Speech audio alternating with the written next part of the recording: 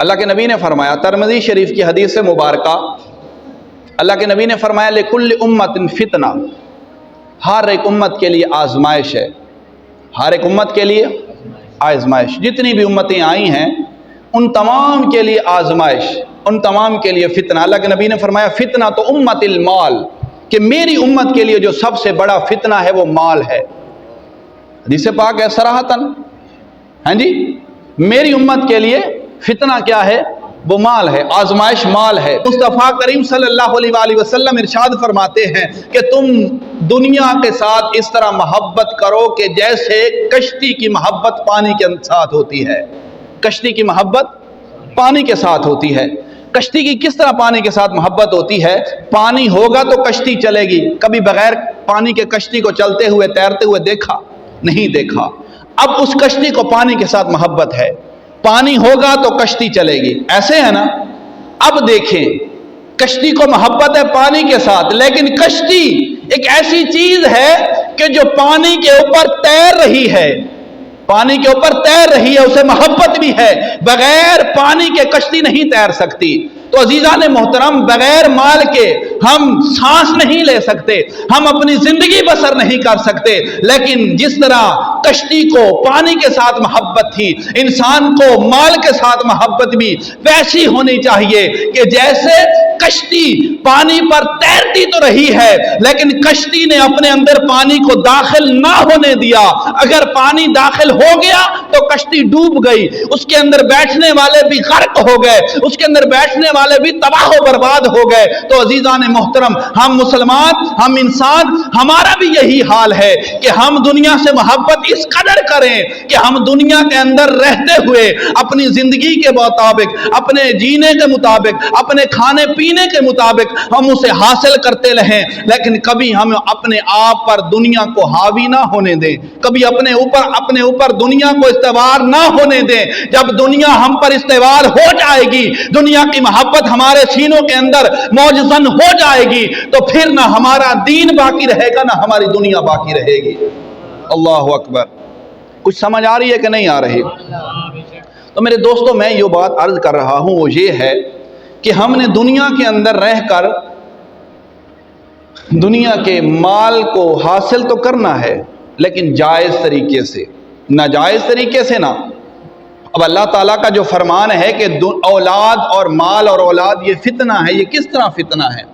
وہ اس طرح فتنہ ہے کہ جب انسان دنیا کے مال کے لالچ کے اندر آ جاتا ہے نا، دنیا کے مال کے لالچ کے اندر، تو بسا اوقات، اکثر اوقات یہ بات نظر آئی ہے، دیکھیے ہم نے خود ہی اس پر کبھی ہم اپنے گریبان کے اندر جھانک کر دیکھیں کہ ہمیں مال کی دولت اللہ تعالیٰ سے کتنا دور کرتی جا رہی ہے۔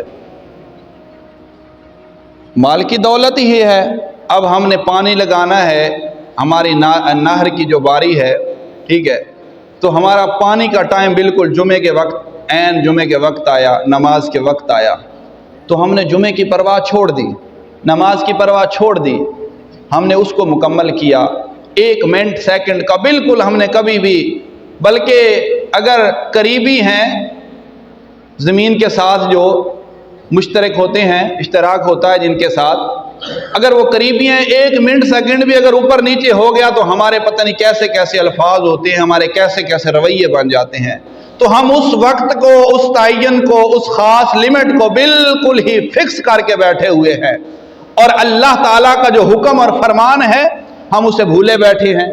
کیوں؟ وجہ کیا ہے کہ ہمارے دل کے اندر دنیا کی محبت بڑھ چکی ہے۔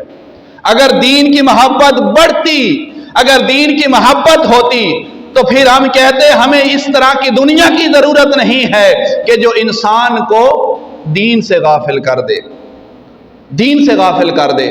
وہ حضرت ابراہیم بن ادہم رضی اللہ تعالی عنہ آپ فرماتے ہیں کہ آپ اپنی محل کے اندر بیٹھے ہوئے تھے نا، کہ کوئی مسافر آیا، اس نے دائیں بائیں ارد گرد دیکھا، نظر کی، تو دربار کے جو حواری تھے، جو کھڑے دربان تھے، انہوں نے پوچھا کہ اے آنے والے، تو مسافر لگ رہا ہے، یہ دائیں بائیں گھورنا اور دیکھنا، اس کی وجہ کیا ہے؟ آخر ایسی کیا بات ہے، کیا بات نظر آ رہی ہے کہ آپ دائیں اور بائیں گھور رہے ہیں، نظر کر رہے ہیں؟ اس آنے والے نے کہا کہ یہ جو جگہ ہے مجھے سرائے نظر آ رہی ہے۔ سرائے کا معنی کیا ہے؟ سرائے کا معنی گزرنے کی جگہ، ہمیشہ رہنے والی جگہ نہیں، عارضی جگہ۔ یہ مجھے سرائے لگ رہی ہے۔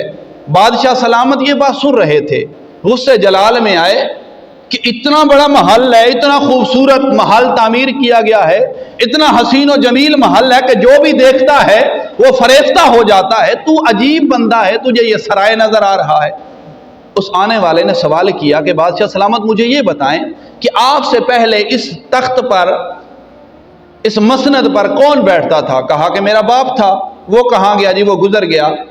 پھر اس سے پہلے کون تھا؟ میرا دادا تھا۔ وہ کہاں گیا؟ جی گزر گیا۔ اس سے پہلے کون تھا؟ میرا دادے کا باپ تھا، میرا پردادا تھا۔ وہ کہاں گیا؟ گزر گیا۔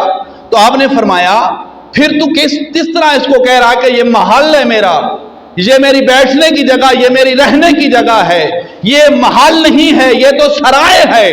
آپ نے فرمایا سمجھنے والے کے لیے، عقل فہم و فراست رکھنے والے کے لیے یہ دنیا جو ہے یہ سرائے ہے، یہ ہمیشہ رہنے والی چیز نہیں ہے، یہ فانی جہان ہے، یہ فانی جگہ ہے۔ انسان یہاں پر آتا ہے تو مہمان بن کر آتا ہے، جب یہاں سے رخصت ہوتا ہے وہ دار آخرت ہی ایک ایسا گھر ہے جو ہمیشہ رہنے والا گھر ہے۔ تو میرے دوستو عزیزان محترم، اس گھر کی ہم نے فکر کرنی ہے، اس گھر کے لیے ہم نے کچھ تیار کرنا ہے۔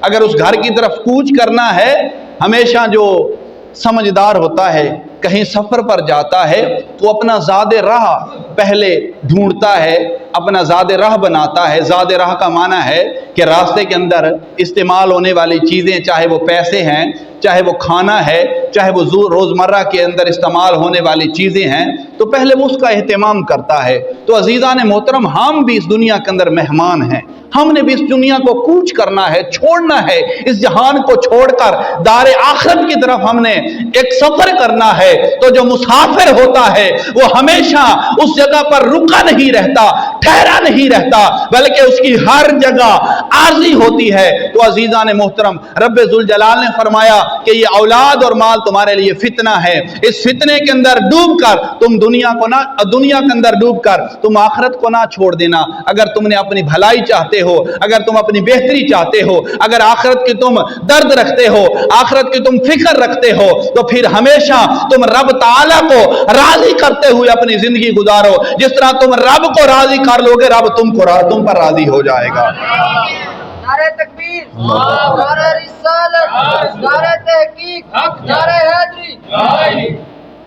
اللہ کے نبی نے فرمایا، ترمذی شریف کی حدیث مبارکہ، اللہ کے نبی نے فرمایا لِكُلِّ أُمَّةٍ فِتْنَةٌ، ہر ایک امت کے لیے آزمائش ہے، ہر ایک امت کے لیے آزمائش۔ جتنی بھی امتیں آئی ہیں ان تمام کے لیے آزمائش، ان تمام کے لیے فتنہ۔ اللہ کے نبی نے فرمایا فتنہ تو امت المال، کہ میری امت کے لیے جو سب سے بڑا فتنہ ہے وہ مال ہے۔